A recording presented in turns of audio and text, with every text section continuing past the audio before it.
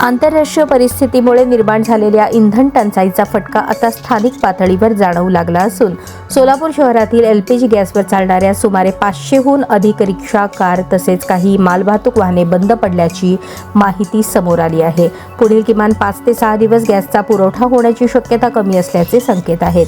शहरातील अनेक गॅस पंपांवर गेल्या 10 ते 11 दिवसांपासून LPGचा पुरवठा ठप्प आहे. काही ठिकाणी रविवारपासूनच तुटवडा तीव्र झाला असून वाहनधारकांना रिकाम्या हाताने परतावे लागत आहे. LPGवर अवलंबून असलेल्या रिक्षा चालकांचे उत्पन्न थेट ठप्प झाले आहे.